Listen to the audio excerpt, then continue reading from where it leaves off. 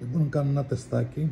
Έχω βάλει κάποιες χρυσές πλάκες και κάποια ασημένια. Το έχω βάλει στο φέρους να δω αν θα τα βγάλει στα επιφανειακά.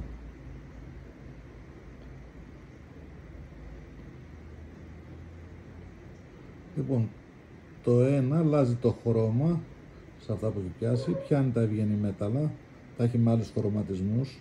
Να το πιάνει. Προσπαθώ να το βάλω στον κύκλο. Έτσι ένα μικρό τεστ μέσα στο μαγαζί που ωραία έπιασε. Το πιάσε.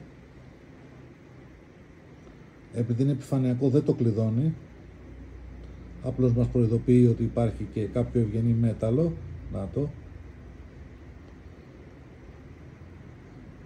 Πάμε να δούμε και στις άλλες λειτουργίες τώρα. Στο φέρος το πιάνει. Απομακρύνομαι από το σημείο πάρα πολύ. Να το πιάσει τώρα πιο καθαρά. Το πήγα πιο μακριά. Να το κλειδώνω στον κύκλο.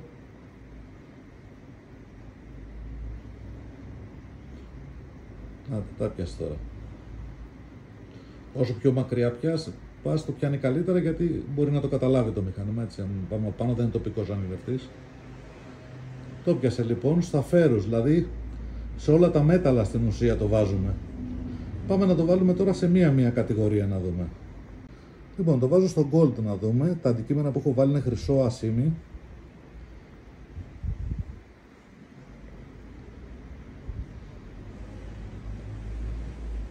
Προσπαθώ να δούμε στο μαγαζί αν θα το πιάσει.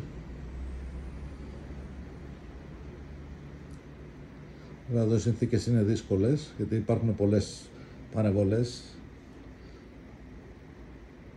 Στο gold που χωρίζει όλα τα άλλα μέταλλα και προσπαθεί να βρει συνθήκες ιονισμού δεν το πιάνει, και λογικό δεν το πιάνει. Γιατί με αυτόν τον τρόπο απορρίπτει ρίζες, πετρώματα, 1002 πράγματα. Όταν το βάλουμε στο φέρος, δηλαδή σε όλα τα μέταλλα, σε όλα τα, και τα σιδερούχα και τα ευγενείς, αυτό σημαίνει φέρος στην ουσία, το πιάνει. Πάμε να το βάλουμε στο ασίμι να δούμε. Λοιπόν, το βάλαμε και στο ασίμι.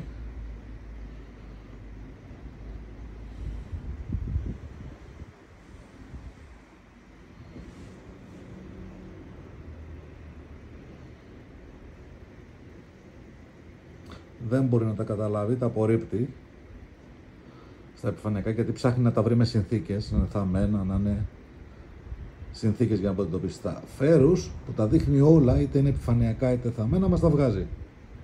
Τα βγάζει και στην άλλη κατηγορία μετάλλων. Όταν του δώσουμε κατηγορία ασίμι ή χρυσό, τα απορρίπτει όλα και ψάχνει να βρει σε συνθήκες που είναι θαμμένα. Και ακόμα και επιφανειακά να είναι, να έχουν δημιουργήσει συνθήκες, δηλαδή μέσα σε σπήλαιο, να είναι πολύ καιρό παρατεταμένα στο έδαφος, ακουμπισμένα πάνω είτε σε άλλο περίπτωμα, αλλά να μην μετακινούνται και να έχουν δημιουργήσει συνθήκες. Σε αυτό το βίντεο χρησιμοποίησα σε χρυσό αυτά τα γραμμάρια, τα 187,62. Είναι πλάκες χρυσού και κάποιες λίρες, και σε ασίμι χρησιμοποίησα 119,41. Αυτά λοιπόν επιφανειακά δεν τα πιάνει, τα απορρίπτει ο ανιχνευτής για να μην χτυπάει παντού. Οι συνθήκες του και η λογική του είναι έτσι φτιαγμένο, αλλά όταν το βάλει στα φέρος που αφήνει ελεύθερο όλα τα μέταλλα να μην έχουν συνθήκες να τα εντοπίζει είτε επιφανειακά είτε θαμμένα, τα βρίσκει. Έτσι μας δίνει και άλλες κατηγορίες μετάλλων.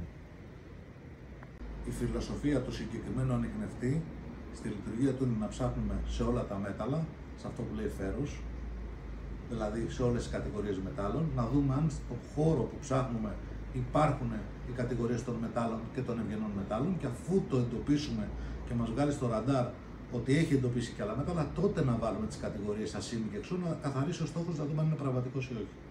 Αυτό αποδεικνύεται και στο τεστ που κάναμε τώρα. Για να μπορέσει λοιπόν, αφού βάλουμε τη λειτουργία των ευγενών μετάλλων ασίμι χρυσό, θα πρέπει να είναι θαμμένα και να έχουν προκαλέσει συνθήκες ιονισμού. Με αυτόν τον τρόπο μας προστατεύει ο ανιχνευτής να μην χτυπάει σε πετρώματα, να μην χτυπάει σε ρίζες, να μην χτυπάει σε σκουριές. Γενικά θα θέλουμε να εντοπίσει ένα αντικείμενο, εντοπίζει μάλλον ένα αντικείμενο το οποίο είναι πολύ μεγάλο χρονικό διάστημα στο έδαφος. Είναι αυτά που ψάχνουμε τα πιο παλιά, το Δεύτερο Παγκόσμιο Πόλεμο και γενικά τις αποκρύψεις που γινόντουσαν.